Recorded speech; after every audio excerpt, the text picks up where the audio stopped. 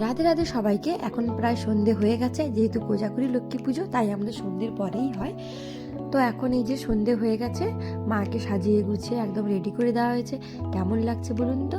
আর আমাদের বাড়িতে পেতলের মায়ের সারা জীবন পুজো হয়, তাই ওনাকে ভালো করে ঘষে মেজে পুজোর আগে সেজে গুজে ওখানে বসানো হয়েছে।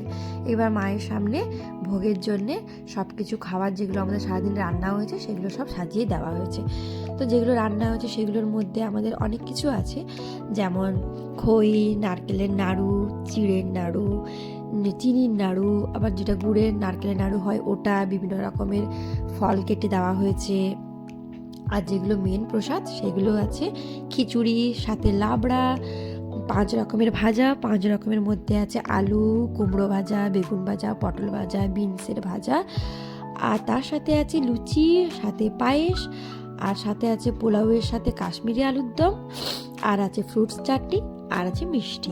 এই কয়েকটা সামান্য আয়োজন করা হয়েছে। এগুলো রান্না করতে করতেই সবার সকাল থেকে সন্ধে হয়ে যায়, কারণ এতগুলো আইটেম 3 জন মিলে কেটে রান্না করতে কত টাইম লাগে, তাও হাতে হাতে হাতে হাতে হয়ে যায়। আর আমাদের তো নিজেরাই রান্না করে, আমাদের একদম নির্জলা আমরা থাকি, নিজেরাই রান্না করে, আর কোনো টেস্ট করা হয় না, পুরো রান্নাটাই হয় সৈন্দব লবণে। তাই আন্দাজ করেই রান্না হয়, কারণ কোনো নুনকে টেস্ট করা যাবে না, যেটা আন্দাজ হবে ওই রকম করেই নুন চিনি দেওয়া হয়। তো যাই হোক, সব রেডি। আমাদের সন্ধ্যাবেলা আমিও রেডি হয়ে গেছি, আমার ছেলেকেও রেডি করে দিয়েছি, মা, ছোটদি, তন্ময় সবাই মোটামুটি রেডি হয়ে গেছে।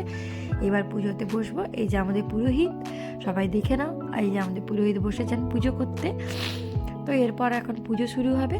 পুজো হয়ে গেলে আমরা পুষ্পাঞ্জলি দেবো, পুষ্পাঞ্জলি দেওয়া হয়ে গেলে লক্ষ্মী পাঁচালি পড়া হবে।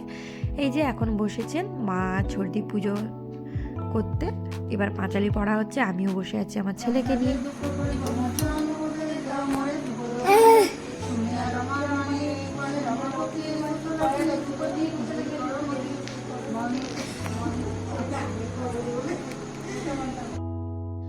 লক্ষ্মী পাঁচালি চলছে, তার কিছুক্ষণের মধ্যে আমাদের পুজো শেষ হয়ে যাবে।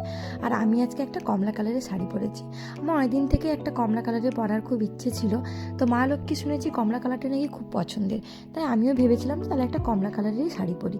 তাই আজকের দিনটাতে আমি এই কালারটা পরেছিলাম।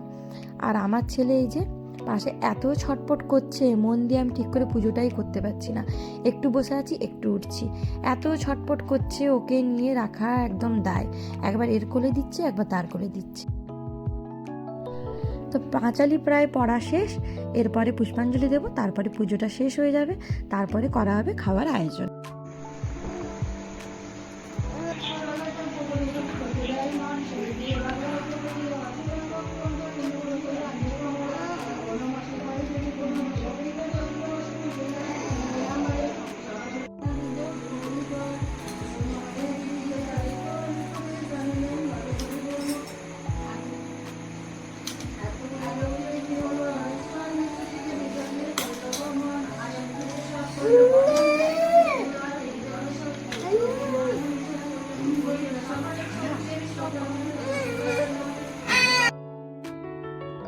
এবার আপনারা দেখলেন তো, ওকে 1 মিনিটও কোলে নিয়ে বসে থাকতে পারবেন না।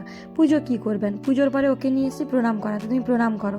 ও প্রণাম তো করা দূর, ও পা দিয়ে ঠাকুরের একবার এটা ফেলছে, একবার ওটাকে ঠেলছে। আমি বললাম, বাবা তুই তাড়াতাড়ি প্রণাম করে এখান থেকে চল, বেশিক্ষণ তোকে খাবারের সামনে রাখা যাবে না। তো ওকে আমি মেঝেতে মাথা ঠেকিয়ে প্রণাম করানোর অনেক চেষ্টা করলাম, তারপর দেখলাম যে না, কোনো মতেই ওর মাথাটা আর মেঝেতে ঠেকছে না। তো আমি ভাবলাম তুই তাহলে চল, হাত জোর করে প্রণাম করে নে, আর তোকে আর করতে হবে না। মেনলি ওকে শেখানোর জন্যই করছিলাম, যে না বয়স অনেক আছে, পরে এগুলো শেখানো যাবে। তো তারপরে আমি প্রণাম করে এবার চললাম বাড়িতে। তো অল্প গেস্ট এসছেন, ওনাদেরকে এবার খাবার সার্ভ করতে হবে, কারণ অনেক রাত হয়ে গেল, পুজো হতে হতে প্রায় 9টা হয়ে গেছে। এবার ওনাদেরকে খেতে দিয়ে আমার ছেলেকেও খাওয়াতে হবে, রাতও অনেকটা গড়িয়ে যাচ্ছে। তো এবছরের মতো আমাদের লক্ষ্মী পুজো খুব ভালো কেটেছে। এবার ব্লগটা কেমন লাগলো জানাবেন। Thank you.